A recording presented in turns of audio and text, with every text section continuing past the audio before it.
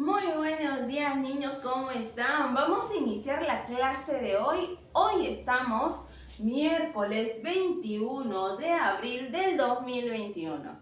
El día de hoy vamos a hablar de un tema muy importante en historia, pero antes recuerden que siempre tenemos que agradecer a nuestro Padre Celestial por este hermoso día que nos da.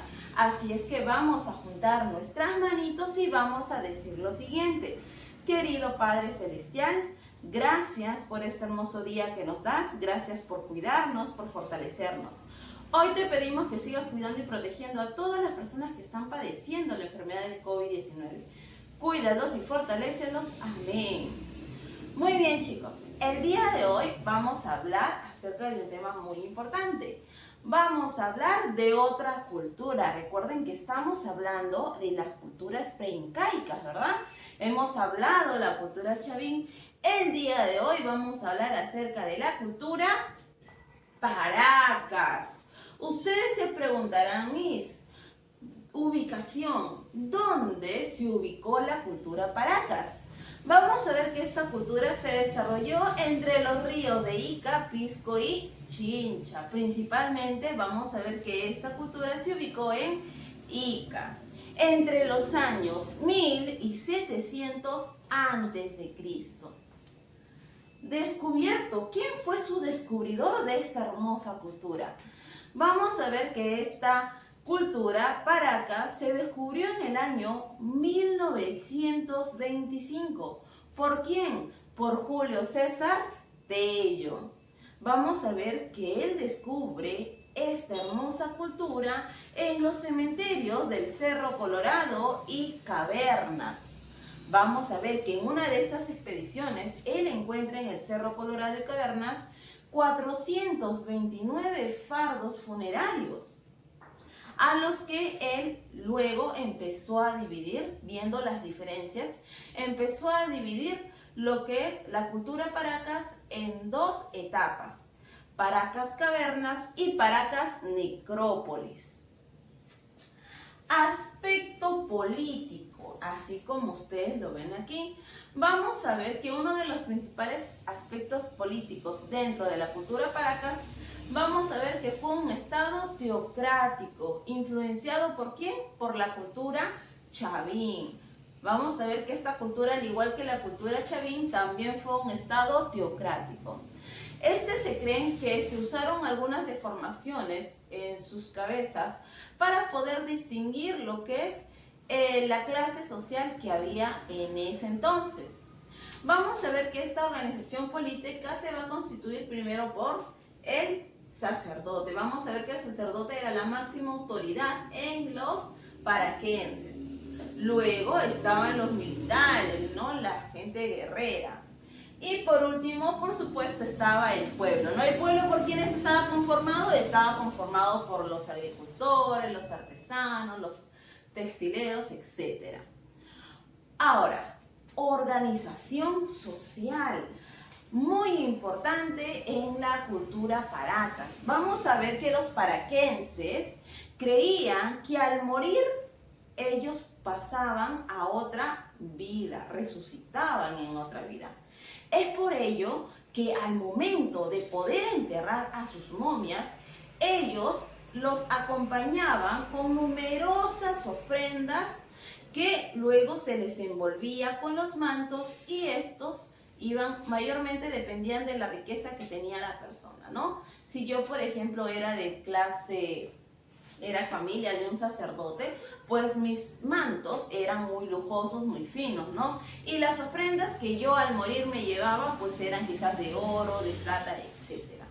Mientras que del pueblo quizás por ahí enterraban con algunos productos, ¿no? Entonces vamos a ver cuál importante era su aspecto social en la cultura Paracas, ¿no? Vamos a ver que ellos creían tanto que al morir ellos pasaban a otra vida o podrían resucitar.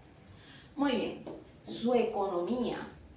Vamos a ver que en su economía los paraquenses se basaron principalmente en dos importantes actividades.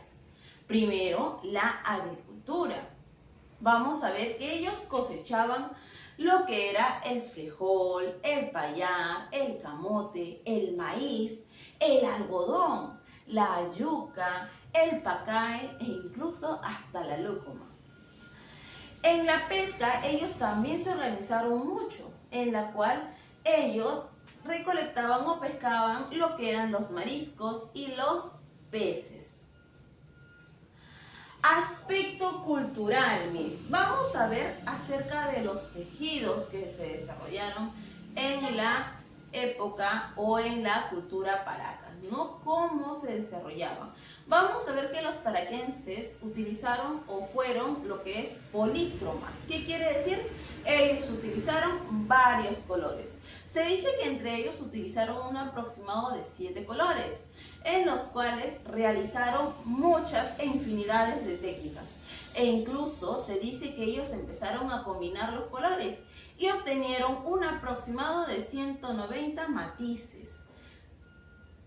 Otro muy importante aspecto cultural tenemos la cerámica, ¿verdad? Vamos a ver que esta cerámica se va a caracterizar por tener la forma esférica. Y también por la forma, ya que esta cerámica va a tener dos picos unidos por un asa puente, así como ustedes lo ven aquí. Muy bien, vamos a ver, como ya les comenté, cuando hablamos acerca del aspecto social, hablamos de cómo las personas eran enterrados al momento de morirse. Es ahí que Julio César Tello, un gran arqueólogo peruano, decide establecer la cultura Paracas en dos etapas, ¿no? Como ya les comenté, Paracas Cavernas y Paracas Necrópolis. Paracas Cavernas. Vamos a ver que su centro principal fue Peña de Tajuana, ¿no? Miss, ¿en qué se diferencia Paracas Cavernas con Paracas Necrópolis? Como ya les comenté, vamos a ver que en las Paracas Cavernas ellos enterraban a sus muertos en tumbas que eran subterráneas. Tenían un aproximado de 8 metros hacia abajo.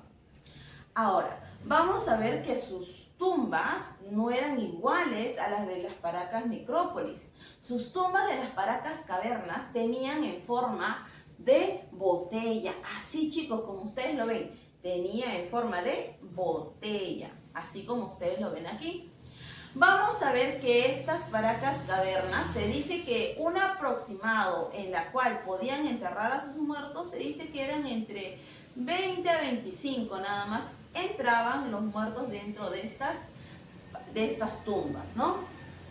Mientras que en Paracas Necrópolis vamos a ver que su centro fue la quebrada de Topara. Aquí vamos a ver que eran tumbas en formas rectangulares, ¿no? Que también fue denominada como la ciudad de los muertos, ya que eran tumbas grandes y se dice que incluso enterraban entre un aproximado de 100 y 200 personas, ya que era muy extenso. Tenía, claro, muy poca profundidad, muy a diferencia de las Paracas Cavernas, que era muy profunda. En las Paracas Necrópolis, su cementerio, el lugar donde enterraban, tenía solamente poco de profundidad, pero tenía mucho mayor capacidad para que puedan enterrar a muchas personas.